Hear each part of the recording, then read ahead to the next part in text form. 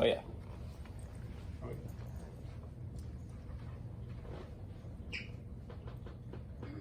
My name is Jacob. Today I'm going to give you a speech over why we should be doing hands-on CPR and why it is more effective in the field for first-line treatment of cardiac arrest. So today we're talking about how to reduce mortality as well as how to apply a more universal treatment and how hands-on CPR actually works instead of doing ventilations, just doing CPR for the first 4 to 5 minutes of a cardiac arrest rather than doing the 30-to-2 ratio. So history of CPR was they always did 30 compressions, 2 ventilations, and there was a lot of downtime, a lot of interruptions, and a lot of time wasted, and people don't want to put their mouth on someone else's mouth in the field anyways. So half the time the ventilations weren't getting done, there was just poor CPR. So often bystanders are the first line treatment for cardiac arrest. No one typically goes into cardiac arrest in a hospital, next to an ambulance, nothing like that. Typically they're at their house or in the middle of public at a store or something along those lines. So your first treatment is going to be the bystanders. In a study done by Harvard with the Seattle Fire Department, they had a significant decrease in their mortality rate when they started implementing hands-on CPR in the community. The community started doing CPR and cardiac arrest in the field, just doing straight compressions until the fire department got there, and the mortality rate decreased drastically from it. So also making AEDs more available to the public will help decrease the mortality rate due to CPR defibrillations being the most effective treatment for cardiac arrest.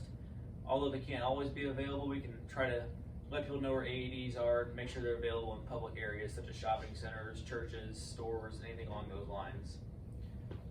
So as a personal reference, I know everyone's probably witnessed in the past that the decreased mortality rates on cardiac arrests are typically in the patients who had an AED applied to them immediately, or they had CPR done right after the cardiac arrest by a bystander. Those typically have the better survival rates in the field as far as EMS sees. So early CPR and defibrillation, as mentioned, are the most vital treatments for a cardiac arrest. Ventilations actually are not needed in a cardiac arrest for the first 4 minutes. This is due to the body having a natural reservoir of oxygen built up already. Just from your natural breathing, you have your residual volume left in your lungs. So when you do CPR, that creates a negative pressure in there and therefore oxygenates the body for the first 3 to 4 or 5 minutes maybe.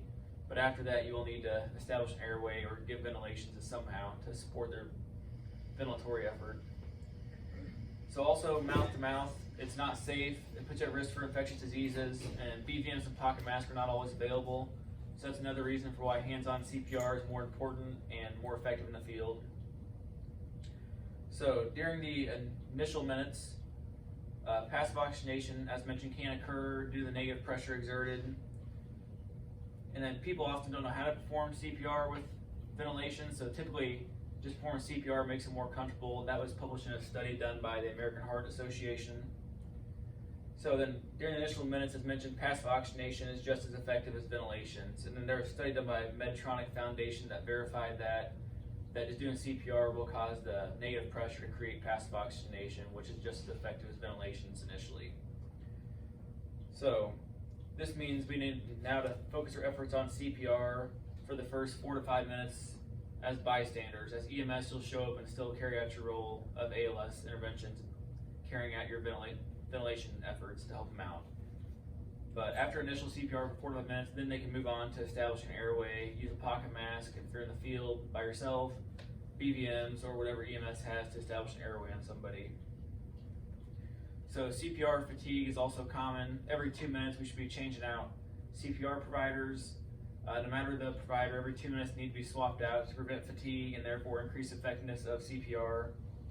After 2 minutes, respiratory fatigue tends to go down and therefore decreases CPR effort by 20%, which was done by a study by Cigna Vitae, which verified it does drop by about 20% on average with the average rescuer. So, but by not doing ventilations and focusing on CPR, that'll help minimize our interruptions as well. On a study done by the University of College of Arizona, they found out that typically in a cardiac arrest, only 43% of the time was CPR actually being done, and the other 57% had to do with getting things ready, drugs ready, establishing IVs, intubating, placing an airway, anything along the lines that wasn't creating an effective treatment model.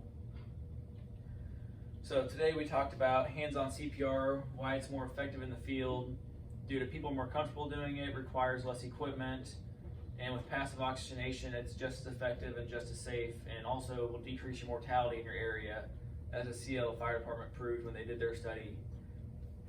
Also, we talked about infectious diseases, how it's not the most sanitary thing to do mouth-to-mouth on somebody, and therefore we should just be doing CPR and not doing any ventilatory efforts. Also talked about how to minimize interruptions, as well as when to move on to an advanced airway and establish an airway for the first 4 to 5 minutes. I hope you all learned something today. Thank you for your attendance.